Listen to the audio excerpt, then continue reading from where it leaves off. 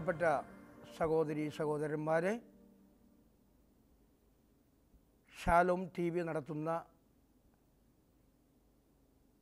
ധ്യാനത്തിൻ്റെ 3-ാമത്തെ ദിവസമാണിന്ന്. ഇന്ന് ഞാൻ നിങ്ങളോട് സംസാരിക്കാൻ ആഗ്രഹിക്കുന്നത് പാപത്തെക്കുറിച്ചും പാപപ്പൊറുതിയെക്കുറിച്ചുമാണ്. കൂടുതൽ കാര്യങ്ങളൊക്കെ നിങ്ങൾക്ക് അറിയാവുന്നതാണ്. എങ്കിലും ചില വെളിച്ചങ്ങൾ നൽകി ഒരു നല്ല കുമ്പസാരം നടത്താൻ നിങ്ങളെ ഒരുക്കുകയാണ് ഇതുകൊണ്ട് ഞാൻ ഉദ്ദേശിക്കുന്നത്. പ്രിയപ്പെട്ടവരെ, ഞാൻ ഈ സംസാരിക്കുന്ന അവസരത്തിൽ പരിശുദ്ധാത്മാവ് നിങ്ങളോട് സംസാരിക്കുകയാണ്. കാൾ റാനർ എന്ന് പറയുന്ന പ്രസിദ്ധ ദൈവശാസ്ത്രജ്ഞൻ പറയുകയുണ്ടായി, every moment is A sacrament. ഓരോ നിമിഷവും ഓരോ കൂദാശയാണെന്ന്. കൂദാശകൾ കാണപ്പെടാത്ത ദൈവപ്രസാദത്തെ കാണപ്പെടുന്ന രൂപങ്ങളിലൂടെ നമുക്ക് എത്തിക്കുന്ന മാധ്യമങ്ങളാണല്ലോ. ഓരോ നിമിഷവും ഓരോ കുദാശയാണെന്ന് പറയുമ്പോൾ നമ്മുടെ ജീവിതത്തിൽ സംഭവിക്കുന്ന ഓരോ കാര്യങ്ങളുടെയും നന്മയാകട്ടെ ചീത്തയാകട്ടെ അതിലൂടെയൊക്കെ ദൈവത്തിൻ്റെ കൃപ, ദൈവത്തിൻ്റെ അനുഗ്രഹം, ദൈവത്തിൻ്റെ വരപ്രസാദം നമ്മിലേക്ക് വർഷിക്കപ്പെട്ടിരിക്കുന്നു എന്നുള്ളതാണ്. അപ്പോൾ ഞാൻ ഈ സംസാരിക്കുന്ന അവസരത്തിൽ ദൈവം നിങ്ങളോട് സംസാരിക്കുന്നുണ്ട്.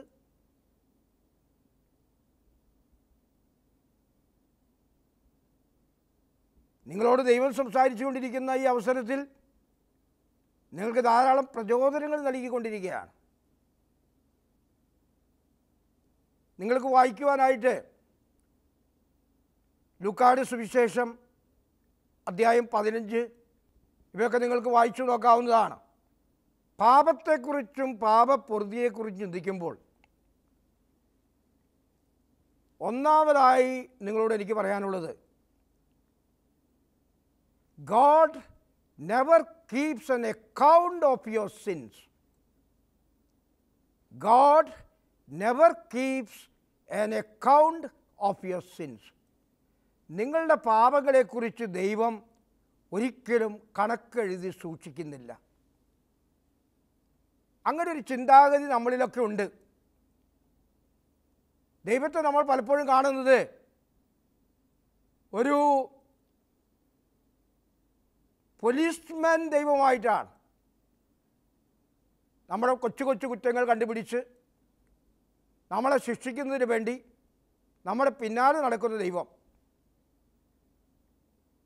എന്നാൽ ബൈബിൾ പറയുന്നത് അങ്ങനെയല്ല.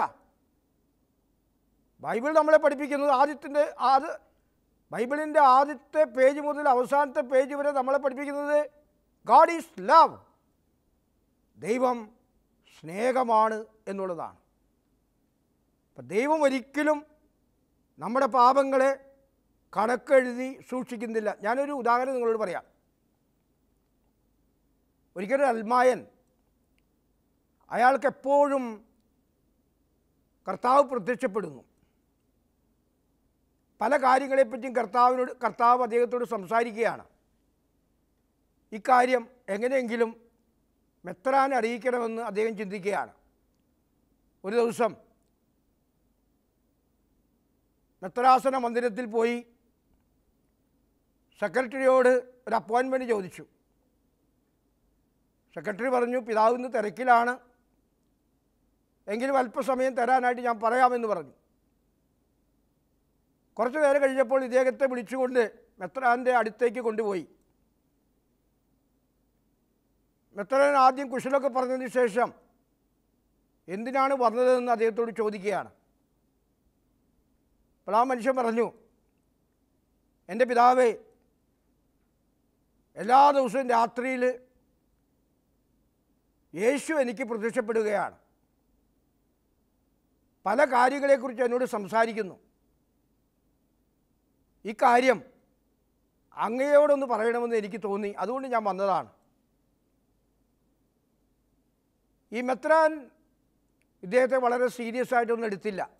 ഇന്ന് ഈ ദർശനക്കാർ ഏറ്റവും കൂടുതലുള്ള ഒരു കാലഘട്ടമാണ്. എല്ലാ ദർശനങ്ങളും നമുക്ക് വിശ്വസിക്കാൻ പറ്റില്ലല്ലോ. അതുകൊണ്ട് മെത്രാൻ ഇദ്ദേഹത്തെ വളരെ സീരിയസ് ആയിട്ട് എടുത്തില്ല. ഇയാളോട് പറയുകയാണ്, ഒരു കാര്യം ചെയ്യ്, ഇനിയും യേശുക്രിസ്തു നിനക്ക് പ്രത്യക്ഷപ്പെടുകയാണെങ്കിൽ നീ ഒരു കാര്യം ചെയ്യണം. നിൻ്റെ മെത്രാൻ്റെ പാപങ്ങൾ എന്തൊക്കെയാണെന്ന് ചോദിച്ചറിയുക, എന്നിട്ട് എന്നോട് വന്ന് സംസാരിക്കുക. ആൾ എഴുന്നേറ്റ് മെത്രാൻ്റെ കൈമുത്തി വളരെ ഹാപ്പിയായി, വളരെ സന്തോഷത്തോടു കൂടി പുറത്തേക്ക് പോവുകയാണ്. മെത്രാൻ വിചാരിച്ചു അതോടെ എല്ലാം അവസാനിച്ചു എന്ന്. ആഴ്ചകളും മാസങ്ങളും കഴിഞ്ഞു. തികച്ചും അപ്രതീക്ഷിതമായ ഒരു ദിവസം മെത്രാനെ കാണുന്നതിന് വേണ്ടി ഈ മനുഷ്യൻ വീണ്ടും വരികയാണ്. മെത്രാൻ്റെ മുറിയിലിരുന്ന് സംസാരിക്കാൻ തുടങ്ങി. തനിക്ക് കിട്ടുന്ന ദർശനങ്ങളെക്കുറിച്ച് പറയുകയാണ്. അപ്പോൾ മെത്രാൻ ചോദിച്ചു, കഴിഞ്ഞ തവണ ഞാൻ നിങ്ങളെ കണ്ടപ്പോൾ ഒരു കാര്യം ഏൽപ്പിച്ചിരുന്നില്ലേ? എൻ്റെ പാപങ്ങൾ എന്തൊക്കെയാണെന്ന് ചോദിച്ചറിയണമെന്ന്. അയാൾ പറഞ്ഞു, പിതാവ് പറഞ്ഞതുപോലെ ഞാൻ ചോദിച്ചു. മെത്രാൻ ചോദിച്ചു, എന്താണ് പറഞ്ഞത്? ഇയാൾ വരെ നാടകീയമായിട്ടെല്ലാം അവതരിപ്പിക്കുന്ന രീതിയിലാണ്. ഇയാൾ പറഞ്ഞു, ഇന്നലെ രാത്രി പാതിരാ സമയം എൻ്റെ മുറി മുഴുവനും വെളിച്ചമായിരുന്നു. ഞാൻ കണ്ണു തുറന്ന് നോക്കിയപ്പോൾ യേശുക്രിസ്തു എൻ്റെ മുമ്പിൽ നിൽക്കുന്നു. യേശുക്രിസ്തു എന്നോട് സംസാരിക്കാൻ തുടങ്ങി. അപ്പം ഞാൻ യേശുവിനോട് ചോദിച്ചു, നിർത്ത്, എനിക്കൊരു കാര്യം ചോദിക്കാനുണ്ട്. അപ്പം യേശു ചോദിച്ചു, എന്താ കാര്യം? എൻ്റെ മെത്രാൻ്റെ പാപങ്ങൾ എന്തൊക്കെയാണെന്ന് എനിക്കൊന്ന് പറഞ്ഞു തരുമോ? ആ കാര്യം ചെന്ന് അദ്ദേഹത്തോട് പറയുകയാണെങ്കിൽ അങ്ങ് എനിക്ക് പ്രത്യക്ഷപ്പെട്ടുവെന്ന് അദ്ദേഹം വിശ്വസിക്കും. അപ്പോൾ മെത്രാന് വളരെ ജിജ്ഞാസയായി. വീണ്ടും മെത്രാൻ ചോദിക്കുകയാണ്, എന്താ പറഞ്ഞത്, പറയൂ. അപ്പം അയാൾ പറഞ്ഞു, കുറച്ചു നേരം എന്നെ നോക്കി നിശബ്ദനായിട്ട് കർത്താവ് നിന്നു. അതിനുശേഷം എന്നോട് പറയുകയാണ്, ഞാൻ ആരുടെയും പാപങ്ങൾ കണക്കെഴുതി സൂക്ഷിക്കാറില്ല. ആരെങ്കിലും പാപങ്ങളെക്കുറിച്ച് പശ്ചാത്തപിച്ച് മാപ്പ് അപേക്ഷിക്കുന്നുവെങ്കിൽ ഞാൻ എന്നേക്കുമായി ക്ഷമിക്കുകയും പൊറുക്കുകയും ചെയ്യുന്നുവെന്ന്. പ്രിയപ്പെട്ടവരെ, ഇത് ഒരുപക്ഷെ കെട്ടിച്ചമച്ചൊരു കഥയായിരിക്കാം. പക്ഷേ ഈ കഥയിൽ ബൈബിളിൻ്റെ മുഴുവൻ സന്ദേശവുമുണ്ട്. ദൈവം ആരുടെയും പാപങ്ങൾ കണക്കെഴുതി സൂക്ഷിക്കാറില്ല. മനസ്തപിച്ച് മാപ്പ് ചോദിച്ച് നമ്മൾ പാപങ്ങൾ ഏറ്റുപറയുമ്പോൾ ദൈവം നമ്മളോട് ക്ഷമിക്കുന്നു എന്നുള്ളതാണ്. രണ്ടാമതായിട്ട് ദൈവത്തെക്കുറിച്ച് ചിന്തിക്കുമ്പോൾ നമ്മുടെ മനസ്സിലേക്ക് വരുന്ന ചിന്ത, God hates sin, but not the sinner. ദൈവം പാപിയെ സ്നേഹിക്കുന്നു, പാപത്തെ വെറുക്കുന്നു. ഏറ്റവും വലിയ ഉദാഹരണം യോഹന്നാൻ്റെ സുവിശേഷം 8-ാം അധ്യായം 1 മുതൽ 11 വരെ വാക്യങ്ങളാണ്. വ്യഭിചാരത്തിൽ പിടിക്കപ്പെട്ട ഒരു സ്ത്രീ മോശയുടെ നിയമമനുസരിച്ച് കല്ലെറിഞ്ഞ് കൊല്ലണമെന്നാണ് നിയമം. പക്ഷേ യേശു പറയുകയാണ്, ലോകമെമ്പാടുമുള്ള ആളുകൾ ഇന്നും ഉരുട്ടുകൊണ്ടിരിക്കുന്ന ആ വാചകം, നിങ്ങളിൽ പാപം ചെയ്യാത്തവർ ഇവളെ കല്ലെറിയട്ടെ. നമ്മളവിടെ വായിക്കുന്നു, ആരും കല്ലെറിയാതെ തിരിച്ചുപോയി. കാരണം അവരെല്ലാം പാപികളാണെന്നുള്ള ബോധം അവർക്കുണ്ടായിരുന്നു. ചിലർ പറയുന്നുണ്ട്, ഇന്നത്തെ തലമുറയോടാണ് കർത്താവ് ഇത് പറഞ്ഞിരുന്നെങ്കിൽ കല്ലെറിയുമായിരുന്നു എന്നാണ് പറയുന്നത്. കാരണം പലർക്കും ഇന്ന് പാപബോധമില്ല. അവനവൻ്റെ പാപത്തെക്കുറിച്ച് ഒരു ചിന്തയുമില്ല. മറ്റുള്ളവരുടെ പാപത്തെക്കുറിച്ചാണ് അവൻ്റെ കരുതലും അവൻ്റെ ചിന്തയും എല്ലാം നിൽക്കുന്നത്. അപ്പം അതുകൊണ്ട് പാപത്തെ വെറുക്കുകയും പാപിയെ സ്നേഹിക്കുകയും ചെയ്യുന്ന ചിത്രമാണ് ആ യോഹന്നാന്റെ സുവിശേഷം 8-ാം അധ്യായത്തിൽ നമ്മൾ കാണുന്നത്. യേശു ഒരിക്കലും അവളുടെ പാപത്തെ അംഗീകരിക്കുന്നില്ല. മറിച്ച് ഒരു വ്യക്തി എന്ന നിലയിൽ ദൈവത്തിൻ്റെ രൂപത്തിലും സാദൃശ്യത്തിലും സൃഷ്ടിക്കപ്പെട്ട ഒരു വ്യക്തി എന്ന നിലയിൽ ദൈവം അവളെ സ്നേഹിക്കുന്നു. കർത്താവ് അവളെ സ്നേഹിക്കുന്നു. അവൾ പറയാണ്, പൊയ്ക്കൊള്ളൂ, നീ ഇനിമേലിൽ പാപം ചെയ്യരുത്. അതായത് നീ പാപത്തിൽ ജീവിച്ചവളാണ്, ഇനി നീ പാപം ചെയ്യാതെ ജീവിച്ചാൽ മതി എന്നുള്ള ആ വാചകം. നമ്മളും കുമ്പസാരക്കൂടിന് അഭയം പ്രാപിക്കുമ്പോൾ, വൈദികനോട് നമ്മുടെ പാപങ്ങൾ ഏറ്റുപറയുമ്പോൾ നമ്മൾ കേൾക്കുന്നത് ഇത് തന്നെയാണ്. ദൈവം നമ്മളോട് പറയും, നീ പൊയ്ക്കൊള്ളൂ, നിൻ്റെ പാപത്തെ ഞാൻ വെറുക്കുന്നു, പക്ഷേ പാപിയായ നിന്നെ ഞാൻ സ്നേഹിക്കുന്നു എന്ന്. കുമ്പസാരക്കൂട്ടിൽ ചെന്ന് പറഞ്ഞ് പാപങ്ങൾ ഏറ്റുപറഞ്ഞ് കഴിയുമ്പോൾ ആ വ്യഭിചാരത്തിൽ പിടിക്കപ്പെട്ട സ്ത്രീ എത്ര സന്തോഷത്തോടുകൂടി രക്ഷകനെ രക്ഷ കണ്ടെത്തിയെന്ന് പറഞ്ഞുകൊണ്ട് അവൾ പോയോ, അതുപോലെ തന്നെ നമുക്കും പറയുവാനായിട്ട് സാധിക്കും. മൂന്നാമതായി, ദൈവത്തിൻ്റെ സ്നേഹത്തെക്കുറിച്ച് ഓർക്കുമ്പോൾ നമുക്ക് ഓർക്കാവുന്ന മറ്റൊരു കാര്യം, when you take one step towards God, God takes many steps towards you. നിങ്ങളൊരു സ്റ്റെപ്പ് എടുത്ത് ദൈവത്തെങ്കിലേക്ക് പോകുമ്പോൾ ദൈവം ധാരാളം സ്റ്റെപ്പുകൾ എടുത്തുകൊണ്ട് നിങ്ങളുടെ അടുക്കലേക്ക് വരുന്നു. ഏറ്റവും വലിയ ഉദാഹരണം ലൂക്കായുടെ സുവിശേഷം 15-ാം അധ്യായമാണ്. ധൂർത്തനായ പുത്രൻ ദൈവത്തിൽ നിന്ന് അകന്നുപോയി, പക്ഷെ പശ്ചാത്തപിച്ച് മനസ്തപിച്ച് ദൈവത്തിൻ്റെ അടുക്കലേക്ക് വരുമ്പോൾ, അപ്പൻ്റെ അടുക്കലേക്ക് വരുമ്പോൾ, ആ അപ്പൻ ധാരാളം സ്റ്റെപ്പുകൾ എടുത്ത് അവൻ്റെ അടുക്കലേക്ക് ഓടിച്ചെന്നുകൊണ്ട് അവനെ ആലിംഗനം ചെയ്ത്, അവന് ഉമ്മകൾ കൊടുത്ത്, അവന് പുതിയ വസ്ത്രം നൽകി, അവന് പുതിയ ചെരുപ്പുകൾ സമ്മാനിച്ച് അവനെ സ്വീകരിക്കുന്ന ദൈവമാണ്. അപ്പോൾ നമ്മൾ ഒരു സ്റ്റെപ്പ് എടുക്കുവാൻ തയ്യാറാകണം. ലോർഡ് ഫോർഗീവ് മീ, എന്നോട് ക്ഷമിക്കണം, ഞാൻ പാപം ചെയ്തു പോയി എന്ന് നമ്മൾ പറയുമ്പോൾ ആ സമയം ദൈവം നമ്മുടെ അടുക്കലേക്ക് വരും. പ്രത്യേകിച്ച് കത്തോലിക്കരായ നമ്മൾ കുമ്പസാരക്കൂടിന് അഭയം പ്രാപിക്കുമ്പോൾ ആ കുമ്പസാരക്കൂട്ടിലേക്ക് നഗ്നനായി എന്ന് വെച്ചാൽ ലജ്ജയോടുകൂടി നാണത്തോടു കൂടിയാണ് നമ്മൾ പോകുന്നത്, നമ്മൾ ചെയ്ത പാപങ്ങളെക്കുറിച്ച് ഓർത്തുകൊണ്ട്. പക്ഷേ ആ പാപങ്ങൾ ഏറ്റുപറഞ്ഞു കഴിയുമ്പോൾ നമ്മളെ ആലിംഗനം ചെയ്ത് നമുക്ക് ഉമ്മകൾ നൽകി, നമുക്ക് ദൈവപ്രസാദത്തിൻ്റെ വസ്ത്രങ്ങൾ നൽകി നമ്മളെ അവിടെ തിരിച്ചയക്കുകയാണ്. കുമ്പസാരക്കൂട് അലിവിൻ്റെ കൂടാരമാണ് പ്രിയപ്പെട്ടവരെ.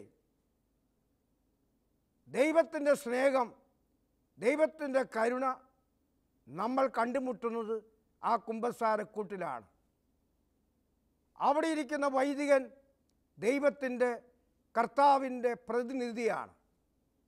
ആ വൈദികനോട് നിങ്ങൾ പാപങ്ങൾ ഏറ്റുപറയുമ്പോൾ നിങ്ങൾ ഏറ്റുപറയുന്നത് ദൈവത്തോടാണ്, കർത്താവിനോടാണ്. നിങ്ങളുടെ പാപങ്ങൾ ക്ഷമിക്കുന്നത് ദൈവം തന്നെയാണ്. നിങ്ങളെ കൈ നീട്ടി സ്വീകരിക്കുന്നതും ദൈവമാണ്. അതുകൊണ്ട് ഈ കുറ്റബോധത്തിൻ്റെ ജീവിതം നയിക്കാതെ കുറ്റബോധമെല്ലാം കളഞ്ഞുകൊണ്ട് നല്ലൊരു ജീവിതം നയിക്കാൻ നിങ്ങൾക്ക് ഓരോരുത്തർക്കും സാധിക്കും. ഈ ക്രിസ്മസ് കാലത്ത് നമ്മളെ പണ്ട് മുതലുള്ള ഒരു പാരമ്പര്യമാണ് ക്രിസ്മസിന് മുമ്പ് ഒരു നല്ല കുമ്പസാരം നടത്തുക എന്നുള്ളത്. പലിവിൻ്റെ കൂടാരമായ കുമ്പസാരക്കൂടിനെ അഭയം പ്രാപിച്ചുകൊണ്ട് പാപങ്ങൾ ഏറ്റുപറഞ്ഞ് മാപ്പപേക്ഷിച്ച് ദൈവത്തിൻ്റെ മുമ്പിൽ സൗഖ്യമുള്ളവരായിത്തീരാൻ നിങ്ങൾക്ക് കഴിയട്ടെ എന്ന് ഞാൻ പ്രത്യേകമായിട്ട് പ്രാർത്ഥിക്കുകയാണ്. കുമ്പസാരത്തെക്കുറിച്ച് പലരും പലതൊക്കെ പറയുന്നുണ്ട്. ഇത് നൂറ്റാണ്ടുകളായിട്ട് സഭയിൽ നിലനിൽക്കുന്ന ഒരു പാരമ്പര്യമാണ്. ആ കുമ്പസാരക്കൂടിന് അഭയം പ്രാപിച്ച്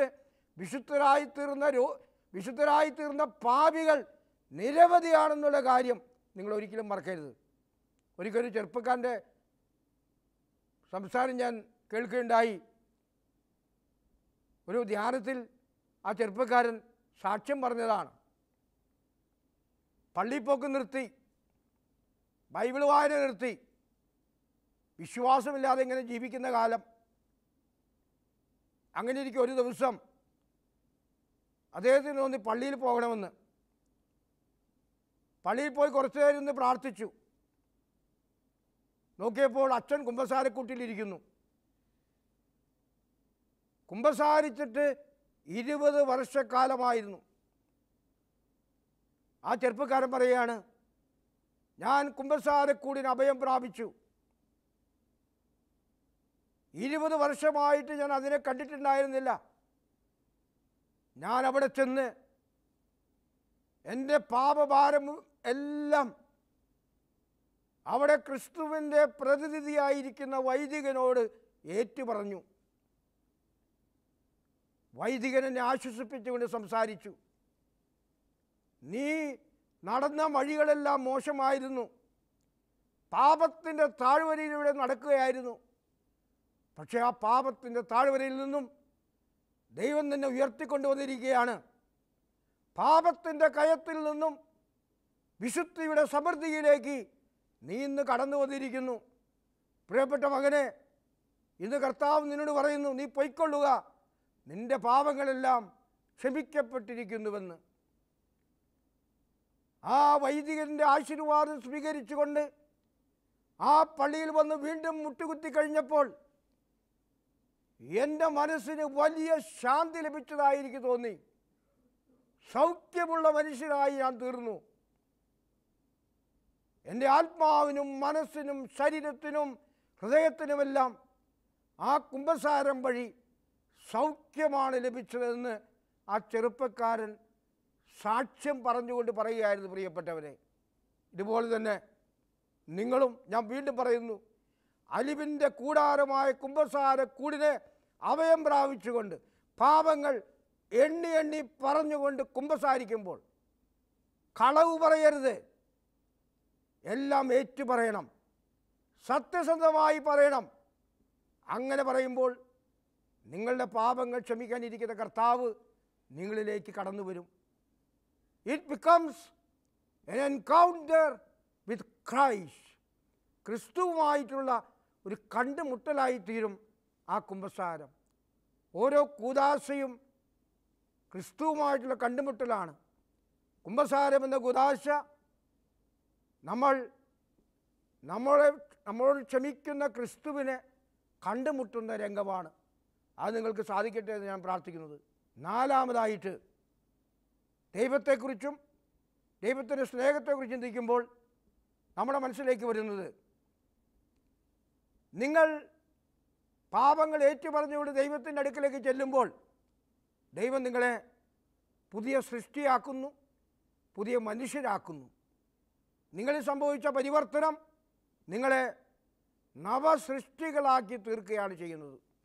അതിന് ഏറ്റവും വലിയ ഉദാഹരണം ലൂക്കായുടെ സുവിശേഷം 19-ാം അധ്യായമാണ്.